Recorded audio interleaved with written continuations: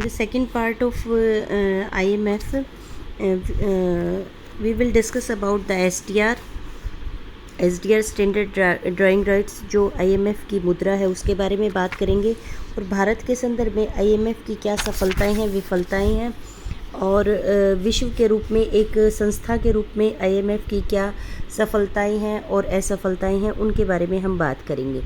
तो सबसे पहले हम बात कर रहे हैं SDR के क्या प्रयोग हैं। SDR होता क्या है ये हम पढ़ चुके हैं। SDR एक स्पेशल ड्राइंग राइट्स हैं जो पूरे फंड में से कोटा अलॉट किया गया है सदस्य देशों को, और ये एक अंतर्राष्ट्रीय इकाई है जिसमें फंड के विशेष आहरण खाते को नियंत्रित किया जाता है। आहरण होता है विड्रॉन करना, किसी से निकालना, जैसे आप खाते में से पैसे निकालते हो। तो SDR का प्रयोग सदस्य देशों द्वारा भुगतान शेष की कमी को पूरा करने के लिए तथा फंड में अपने कुल संचय की स्थिति को बनाए रखने के लिए भुगतान के रूप में किया जाता है। इसका सबसे पहला जो प्रयोग है वो है ट्रांजैक्शन बाय एग्रीमेंट, समझौते द्वारा व्यवहार। फंड अन्य भागीदारों के साथ समझौते द्वारा मुद्रा के लिए SDR के विक्रय की अनुमति देता है। दूसरा, SDR का उपयोग सामान्य खाते में सभी व्यवहारों के लिए किया जा सकता है, सभी प्रकार के लेन देन के लिए। और डायरेक्टेड ट्रांजैक्शंस का मतलब क्या है, डेजिग्नेटेड का। फंड एक ऐसे भागीदार को SDR प्रणाली में निर्दिष्ट कर सकता है जिसका सुदृढ़ भुगतान शेष तथा सुदृढ़ संचय स्थिति हो और जिससे वह दूसरे भागीदार देश को SDR के बदले में अपनी मुद्राएं दे सकता है। एक्चुअल में SDR कोई करेंसी नहीं होता, ये एक अकाउंटिंग एंट्री होती है और उस एंट्री के आधार पर ये कह दिया जाता है कि आप इस देश को इतना दे सकते हैं, आप अपनी मुद्रा को इसमें बदल सकते हैं और एक करेंसी को दूसरी करेंसी में बदला जा सकता है। अंतर नियमों के द्वितीय संशोधन में SDR के ऊपर दिए गए 3 मुख्य उपयोगों के अतिरिक्त अन्य उपयोग हैं। इसमें क्या कर दिया जाता है, जैसे हम रुपए को डॉलर में बदलते हैं और डॉलर को रुपए में बदलते हैं, इसी प्रकार से हम SDR को हर उस देश की मुद्रा में बदल सकते हैं जिस देश की मुद्रा के अंदर हमें पेमेंट करनी होती है। मान लीजिए कि भारत को अमेरिका की डॉलर के रूप में पेमेंट करनी है, तो भारत के जितने SDR राइट्स हैं उस राइट्स में से जो कन्वर्टेबिलिटी है रुपए की SDR में जो कन्वर्टेबिलिटी है और SDR की जो डॉलर में कन्वर्टेबिलिटी है, उस हिसाब से जितना भारत को डॉलर देना होगा उतने SDR भारत के अकाउंट से कटकर वो अमेरिका के अकाउंट में लिख दिए जाएंगे और वो पेमेंट मान ली जाती है। तो कहने का मतलब है कि SDR के रूप में पेमेंट्स की जा सकती हैं। अंतर नियमों के द्वितीय संशोधन में SDR के ऊपर दिए गए ये हैं। उसके बाद इसका डिस्ट्रीब्यूशन किस प्रकार से होता है, इसका जो डिस्ट्रीब्यूशन होता है, एलोकेशन होता है। 1970-72 में फंड द्वारा 9.3 बिलियन के SDR का सृजन किया गया। 1978 तक यह होल्डिंग जारी रही। फिर उसके बाद 1979, 80, 81 प्रत्येक वर्ष में $4 बिलियन के SDR इकट्ठे किए गए और इस प्रकार से 1991 में इसकी अमाउंट 21.4 बिलियन हो गई थी। 1981 में फंड द्वारा इसका ज़्यादा डिस्ट्रीब्यूशन नहीं किया गया। वर्तमान में 70% 26 अमीर देशों और 30% विकासशील देशों के बीच में बांटा गया है। 1998 में IMF के सदस्य देशों के शेयरों में वृद्धि के फलस्वरूप SDR की कुल जमा राशि बढ़कर 214 बिलियन SDR 293 बिलियन SDR अमेरिकी डॉलर हो गई थी। SDR के राइट्स क्या हैं? SDR अंतर्राष्ट्रीय मुद्रा संचयों का नया रूप है जिसका सृजन अमेरिकी डॉलर पर निर्भरता कम करने के लिए किया गया है। SDR के प्रयोग के कारण सोने की आपूर्ति पर निर्भरता तथा सोने के मूल्य में उतार चढ़ाव में कमी आई है। सोने की उत्पादन लागत की तुलना में SDR की उत्पादन लागत कम है। उसके बाद है, क्योंकि सोना तो नेचर से मिलता है ना, इसलिए इसकी लागत SDR जो है वो अकाउंटिंग है, पेपर के ऊपर एंट्री की जाती है। SDR को सोने की तरह डिमोनेटाइज नहीं किया जा सकता, यानी कि मुद्रा से उसको हटाया नहीं जा सकता। SDR के उपयोग के कारण अंतर्राष्ट्रीय तरलता में सुधार हुआ है, करेंसी जो है वो उसकी मात्रा बढ़ी है। उसके बाद है SDR खाते की एक इकाई तथा अंतर्राष्ट्रीय मौद्रिक प्रणाली के भुगतान साधनों दोनों के रूप में कार्य करता है। नेक्स्ट है SDR में भुगतान तथा भुगतान की वापसी आसान है और अधिक लचीली है। नेक्स्ट हम बात करते हैं विशेष प्राप्ति अधिकार के दोष। SDR की आलोचना इस प्रकार है। फंड द्वारा SDR पर लिए जाने वाली ब्याज की दर काफ़ी ज़्यादा है। उसके बाद अमेरिका तथा अन्य विकसित देशों के अड़ियल रवैये के कारण फंड की जो तरलता है वो असफल रहा है। एसडीआर का बंटवारा समान है क्योंकि ये कोटा से रिलेटेड है। उसके बाद विकसित देशों के विकास की वित्त आवश्यकता के लिए एसडीआर को अंतर्राष्ट्रीय संचय के सृजन से जोड़ा नहीं गया है। इसका मतलब ये है कि इसको हम अंतर्राष्ट्रीय में जो सेविंग्स होती हैं, अंतर्राष्ट्रीय जो कलेक्शन होती है, उससे इसको कनेक्ट नहीं किया गया है। और विलियमसन तथा अन्य ने एसडीआर की आलोचना इसलिए की है कि एसडीआर की सामाजिक बचत का बंटवारा विकसित विकासशील देशों को करने में फंड नाकामयाब रहा है। हमने पढ़ा था अभी 30% फंड ही इन विकासशील देशों को दिया गया है। भारत के संदर्भ में करें तो वर्तमान में भारत का 2016 के अंदर भारत का फंड 11.4 करोड़ हो गया है। ये धीरे धीरे करके, अगर हम 1970 से देखते हैं तो धीरे धीरे करके क्या होता रहा है, ये बढ़ता रहा है। उसके बाद अंतर्राष्ट्रीय मुद्रा कोष के मुख्य कार्य क्या हैं? इसके मुख्य कार्य हैं प्रत्येक सदस्य देशों द्वारा विनिमय दर को निर्धारित करना। 1971 तक जब तक स्थिर विनिमय दर प्रणाली थी, हमने गोल्ड स्टैंडर्ड पढ़ा है, हमने क्या कहते हैं पेपर स्टैंडर्ड पढ़ा है, परचेजिंग पावर पैरिटी स्टैंडर्ड पढ़ा है। तो ये सारे जो मेथड हैं इनको निर्धारित करने में आईएमएफ की भूमिका रही। उसके बाद लोन ऑफ फॉरेन करेंसी, किसी देश के भुगतान शेष में घाटा है तो फंड उस देश को वह विदेशी मुद्रा जिसकी उसे आवश्यकता है निश्चित दर पर ऋण के रूप में उपलब्ध करवाता है, अरेंज ऑफ फंड करवाता है। उसके बाद विदेशी मुद्रा पर प्रतिबंध लगाता है। यदि इसे लगता है कि किसी देश दूसरे देश की मुद्रा को फंड से खरीदता है तो उस फंड पर मुद्रा को उस देश से खरीद प्राप्त कर सकता है। यानी कि अगर उस आईएमएफ को लगता है कि ये सीमा से ज़्यादा हो रहा है तो वो उसके ऊपर चेक लगा सकता है। परंतु किसी वर्ष में यदि कोई सदस्य देश कोष से अधिक अपने कोटे की केवल 15% तक ही विदेशी मुद्रा को खरीद सकता है, उससे ज़्यादा नहीं खरीद सकता। आईएमएफ का चेक होता है, भाई मेरा 100 रुपये का कोटा है, 100 का 15% हो गया, 15 और हो गया, तो मैं 115 तक गोल्ड दूसरी करेंसी डॉलर को खरीद सकते हैं, भारत इससे अधिक नहीं। इसका कहने का मतलब ये है। उसके बाद केंद्रीय बैंकों का बैंक का कार्य क्या होता है? फंड अरेंज करवाना। जिस तरह से बैंकों का बैंक केंद्रीय बैंक होता है, केंद्रीय बैंकों का बैंक आईएमएफ होता है। तकनीकी सहायता, टेक्निकल कोई भी मदद की आवश्यकता होती है तो वो आईएमएफ उपलब्ध करवाता है अपने सदस्यों को भेजकर। ट्रेनिंग की आवश्यकता होती है, यदि मुद्रा फंड के सदस्य देशों को प्रतिनिधियों को किसी प्रकार की आर्थिक ट्रेनिंग की टेक्निकल स्किल की आवश्यकता होती है तो वो उपलब्ध करवाता है। उसके बाद संकटकालीन सुविधाएं, अंतर्राष्ट्रीय मुद्रा कोष किसी विदेशी विनिमय तथा विदेशी व्यापार संबंधी सभी प्रतिबंधों के विरुद्ध है, परंतु सदस्य देशों को संकट काल में विनिमय नियंत्रण तथा प्रतिबंधों के बनाए रखने का अधिकार दिया गया है। यद्यपि यह आशा प्रकट की गई है कि ऋणी देश ने शीघ्र हटाने का प्रयास करेगा। उसके बाद यह अल्पकालीन ऋण संस्था के रूप में कार्य करता है, जैसा कि मैंने आपको बताया था। उसके बाद यह फंड अल्पकालीन बैलेंस ऑफ पेमेंट स्थिति को सुधारने के लिए एक प्रणाली प्रदान करता है, सिस्टम प्रोवाइड करता है, जिससे सदस्य देश अपनी समस्याओं को हल कर सके। उसके बाद यह मुद्रा दरों के समायोजन को व्यवस्थित करके मुद्रा स्थायित्व को प्रोत्साहित करता है।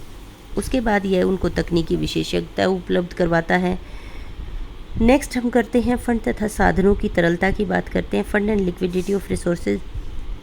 इस बात की संभावना रहती है कि ऋणी देश अपनी मुद्रा के बदले में अन्य मुद्रा खरीदते चले जाएं और जिससे कोष के पास ऐसी मुद्राओं की पूर्ति बढ़ जाए जिसकी मांग नहीं है, ऐसी मुद्राओं की पूर्ति समाप्त हो जाए जिनकी मांग बहुत है। अतः साधनों की तरलता को रखने के लिए 3 उपाय रखे गए हैं। जो सदस्य देश फंड के बदले में कोई विदेशी मुद्रा खरीदना चाहे वह ऐसा कर सकता है। यदि फंड के पास किसी सदस्य देश की मुद्रा उसके कोटे से अधिक है तो वह कोष से अपनी अतिरिक्त मुद्रा सोना देकर खरीद सकता है। ये इसकी लिक्विडिटी प्रोवाइड करने के कुछ तरीके हैं जिसके रूप में वो तरलता उपलब्ध करवाता है। लास्ट है प्रत्येक देश के कोष के पास रखी अपनी मुद्रा का कुछ भाग स्वर्ण अथवा प्रतिभूति देकर उसको दोबारा प्रतिवर्ष खरीदना होगा। इसका स्वर्ण का इसके मामले में ये जो है ये आप रीडिंग लगा लें, लेकिन ये पोर्शन जो है आपको एग्ज़ाम के पॉइंट ऑफ व्यू से बहुत ज़्यादा इम्पोर्टेंट नहीं है। एग्ज़ाम के पॉइंट ऑफ व्यू से इम्पोर्टेंट आता है success and failure of monetary fund. Success इसकी क्या रही है, सबसे पहले हम बात करते हैं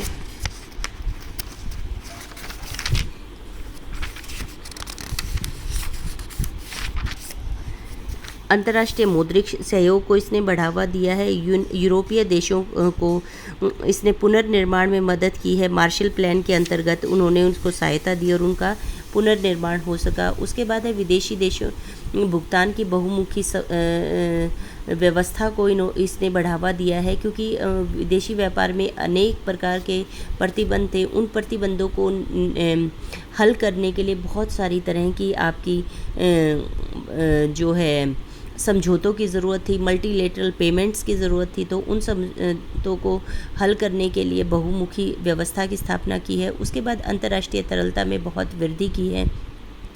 अंतर्राष्ट्रीय व्यापार में होने वाली वृद्धि के अनुरूप मुद्रा कोष अंतर्राष्ट्रीय तरलता में वृद्धि करने में सफल रहा है। एक और कोष के द्वारा अपने स्थायी साधनों को 2,920 करोड़ रुपए SDR बढ़ाकर 21,200 करोड़ कर दिया गया है। उसके बाद अंतर्राष्ट्रीय व्यापार में काफ़ी वृद्धि हुई है, जैसा कि 1948 में 53 अरब डॉलर का था, जबकि ये अब 2015 में 21,237 अरब डॉलर का हो गया। विकासशील देशों को इसने विशेष सहायता प्रदान की है ताकि वो आयात निर्यात को बढ़ा सके और विनिमय नीति निर्धारण संबंधी समस्याओं को हल कर सके। इसके अलावा उसने ट्रेनिंग भी इनको प्रोवाइड की है। उसके बाद संकट में सहायता, जब भी किसी देश के अंदर किसी भी प्रकार का संकट आता है, जैसे 1990-91 में भारत के ऊपर संकट आया था, और इसी तरीके से 1977 में जब पेट्रोल की कीमतें बहुत ज़्यादा बढ़ गई थी तो संसार के कई देशों में विदेशी विनिमय की कमी महसूस होने लगी थी। तो इस समय पर इन्होंने पेट्रोल सुविधा कोष की स्थापना की थी। इसकी असफलताएं ये है कि विनिमय दर स्थापित करने की इसके द्वारा कोशिश की गई है, लेकिन विनिमय दर को स्थिर कर पाना इसके लिए इतना संभव नहीं हुआ। 1971 तक स्थिर विनिमय दर प्रणाली रही और उस दौरान भी दबाव लगातार बना रहा कि स्थिर विनिमय दर प्रणाली को हटाकर लोचशील विनिमय दर प्रणाली को अपनाया जाए, और 1971 में दोबारा परिवर्तनशील प्रणाली हो गई। और ये एक बहुत बड़ी असफलता है, क्योंकि इससे अस्थिरता का माहौल अंतर्राष्ट्रीय व्यवस्था में बनता है। उसके बाद सोने की कीमतों में मूल्य की स्थिरता ये नहीं बना पाया। ये लगातार घटता बढ़ता रहा है। जैसे $35 प्रति औंस स्थिर रखा गया था, परंतु इसके पश्चात यह बढ़कर $1,500 प्रति औंस तक पहुँच गया। उसके बाद विनिमय नियंत्रणों को दूर करने में असमर्थ है। Inability to remove exchange control, मुद्रा कोष विदेशी व्यापार पर लगाए गए प्रतिबंधों और विनिमय नियंत्रण को खत्म करने में असमर्थ रहा। संसार के कई देशों ने संरक्षण की नीति में और अधिक वृद्धि कर दी है। उसके बाद धनी देशों का क्लब, रिच कंट्रीज़ के क्लब है, उन्हीं के द्वारा फंड अरेंज किया जाता है, और वो अपनी नीतियों के जो उनके व्यक्तिगत हित होते हैं, जो इसके 6 स्थायी सदस्य हैं, वो अपने हितों के हिसाब से इसकी फ़ंड की मैनेजमेंट करते हैं। उसके बाद दानी संस्था है। दानी संस्था ये है कि ये धनी देश अपने जो समर्थक देश होते हैं उन्हीं की मदद करते हैं इस फंड के माध्यम से। उसके बाद अंतर्राष्ट्रीय तरलता का समाधान नहीं हुआ है। हालांकि SDR के प्रसार से डॉलर के ऊपर जो दबाव था, डॉलर की सभी देशों के अंदर जो मांग थी, और डॉलर अंतर्राष्ट्रीय बाज़ार के अंदर उसकी मात्रा काफ़ी कम थी, तो उस समस्या का समाधान करने में SDR ने काफ़ी महत्वपूर्ण भूमिका निभाई है। लेकिन उसके बावजूद भी ये अंतर्राष्ट्रीय तरलता में अभी भी कमी बनी हुई है। जिस हिसाब से अंतर्राष्ट्रीय मुद्रा की मांग है, उस हिसाब से SDR भी इस समस्या को समाधान कर पाने में असमर्थ है। उसके बाद बहुमुखी विनिमय दर समाप्त नहीं हुई है। विनिमय दर, हालांकि लोचशील विनिमय दर आने के बाद ये हुआ था कि आपकी डिमांड और सप्लाई जो भी करेंगे वही एक डिमांड एक्सचेंज रेट निर्धारित होगा, लेकिन कई प्रकार की जो स्पेक्युलेटिव ट्रांजैक्शन रेट ऑलरेडी, मतलब कि फ्लेक्सिबल एक्सचेंज रेट के साथ साथ ये भी पैरेलली चलती रहती हैं, जिससे एक विनिमय दर न होने के कारण बाज़ार के अंदर अस्थिरता बनी रहती है। उसके बाद सन 1971 के अंदर जो मौद्रिक संकट आया था, मौद्रिक संकट मेनली क्यों आया था, क्योंकि अमेरिका ने डॉलर को गोल्ड में बदलने से मना कर दिया था। उन्होंने अपनी नीति बनाई कि हम डॉलर को गोल्ड में नहीं बदल सकते, क्योंकि वहाँ पर डॉलर की डिमांड इतनी ज़्यादा हो गई थी कि लोग गोल्ड देकर डॉलर की डिमांड कर रहे थे। तो उन्होंने वो कन्वर्टेबिलिटी को ख़त्म कर दिया, और उसके अवमूल्यन करने के कारण संसार में मौद्रिक संकट उत्पन्न हो गया था। 1971 में ऐसा हुआ था। मतलब कि उसका अवमूल्यन कर दिया तो उससे उसकी वैल्यू डाउन चली गई। तो इसका असर क्या हुआ कि अमेरिका के व्यापार बढ़ गए और डॉलर की डिमांड सभी देशों के अंदर बढ़ गई। तो इस तरह एक मौद्रिक संकट उत्पन्न हो गया। मुद्रा कोष इस संकट का समाधान नहीं कर पाया, बल्कि इस संकट के फलस्वरूप मुद्रा कोष को स्वर्णमान और स्थिर विनिमय दर के उद्देश्यों को त्याग करना पड़ा। स्वर्णमान गोल्ड स्टैंडर्ड करेंसी का मूल्य गोल्ड के रूप में निर्धारित करना हमने पढ़ा है, वो बाद में फिर कन्वर्ट किया था हमने परचेजिंग पावर पैरिटी में। उसके बाद है विभेदात्मक नीति, डिस्क्रिमिनेटरी पॉलिसीज़ हैं, जो मित्र राष्ट्र हैं उनके फेवर में नीतियां बनाई जाती हैं और जो अन्य ज़रूरतमंद देश हैं तो उनको इसके माध्यम से उनकी आंतरिक नीतियों के अंदर हस्तक्षेप दिया जाता है। उसके बाद इसके सुधार के उपाय हैं। अन्ना स्कॉर्जेव और फ्राइडमैन ने, फिर बाद में सैमुअल्सन ने, फिर होस्ट कोहलर ने ये दिए हैं कि IMF भगवान नहीं है, जो सब जानते हैं। इसमें बहुत बदलाव की ज़रूरत है। एक तो इसका संक्रामक प्रभाव है, इसके ऊपर ध्यान देने की ज़रूरत है कि यह उन देशों को रियायती दरों पर वित्तीय सहायता उपलब्ध करा चाहिए जिन देशों के वित्तीय संकट का संक्रामक प्रभाव का मतलब यह है कि यदि उन देशों में किसी भी तरीके से, जैसे अमेरिका के अंदर 2007-8 के अंदर आर्थिक जो है रिसेशन आया था, तो गिरावट का जो दौर आया था उसका प्रभाव विश्व के सभी देशों में फैल गया, क्योंकि अमेरिका का सभी देशों के साथ व्यापार है। तो ये जो प्रभाव होता है, ये प्रभाव जो होता है संक्रामक प्रभाव कहलाता है कि एक देश की आर्थिक गतिविधियों का दूसरे देशों के अंदर फैलाव होना। तो ये सुझाव है कि IMF को वहाँ पर मदद के लिए सामने आना चाहिए। उसके बाद सेफ्टी नेट फंड को इस प्रकार से योजना तैयार करनी चाहिए कि आर्थिक संकट के समय पर देशों को मदद दे सके। उसके बाद न्यायोचित विश्व व्यापार प्रणाली जो सबको समान रखे, बंदरबाट ना करे, सभी देशों की मदद फेवर के अंदर नीतियाँ बनाए। उसके बाद मताधिकार का एक समान वितरण, कोटा सिस्टम सेट कर रखा है, जितना कोटा सिस्टम होता है उसी के हिसाब से उनके वोटिंग राइट्स हैं, जबकि ऐसा सलाह दी जाती है कि सभी देशों को समान रूप से अधिकार देने चाहिए।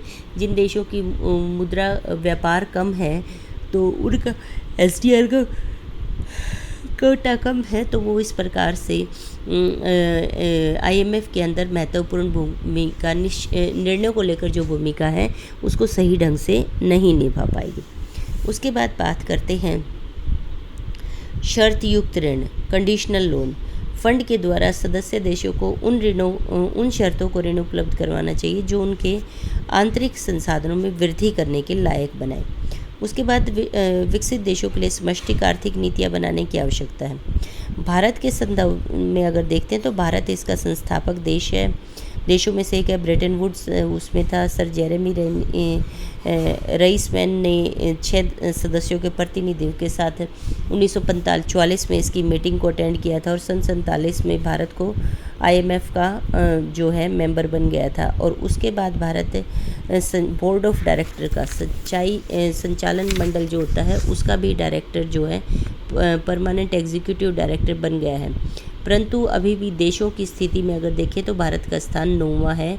जापान, कनाडा और इटली का कोटा भारत से अधिक हो गया है और भारत अब स्थायी डायरेक्टर नहीं बल्कि इलेक्टेड डायरेक्टर्स में से एक है। हमने बताया ना 2 तरह के मेंबर्स हैं, एक फिक्स्ड हैं, परमानेंट हैं, स्टेबल हैं, और दूसरे अनस्टेबल हैं और मेंबर्स हैं, इलेक्टेड मेंबर्स हैं। तो भारत उनमें शिफ्ट हो गया है। ये भारत की पूंजी दिखा रखी है कि भारत के अंदर एक्सचेंज रेट की स्थिति क्या रही है।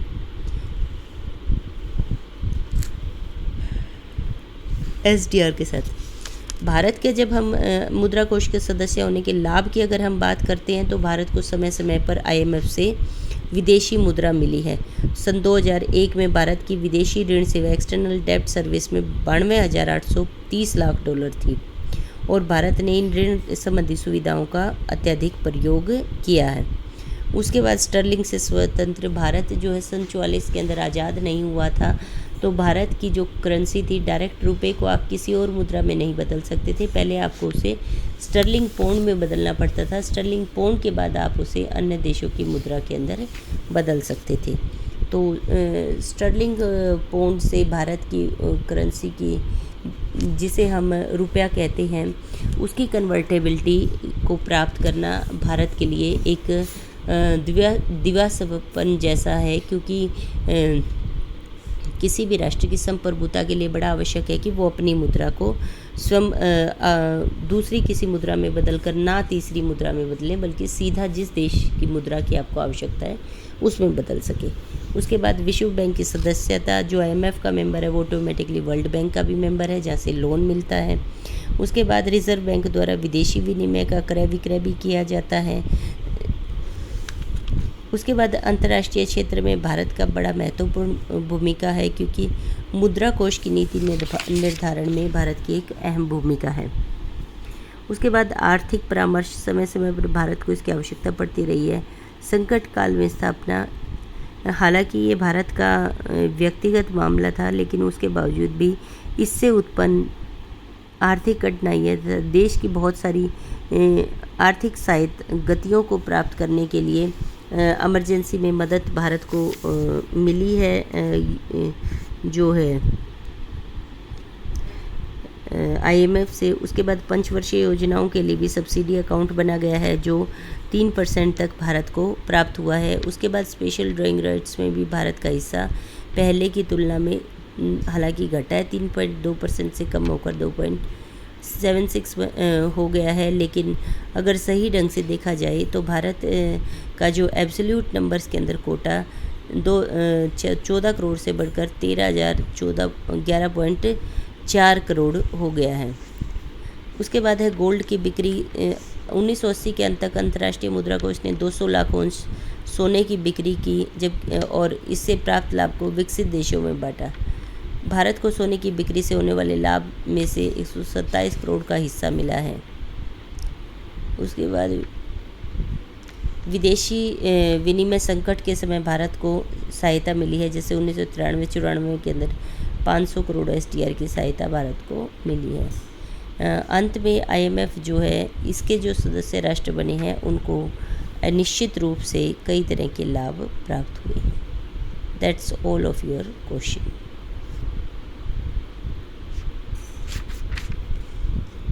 और इसका जो इम्पोर्टेंट क्वेश्चन बनता है वो मैं क्वेश्चन बनाती हूँ। क्वेश्चन नंबर 10 बनता है, और यह 4 कर लीजिए आप, 4 और 5 कर लीजिए, उपलब्धि और असफलताओं का, और तीसरा इसमें उद्देश्य और कार्य। 2 ये पॉइंट आप इसमें ऐड कर सकते हैं, ठीक है। और question number 5। Okay, thank you.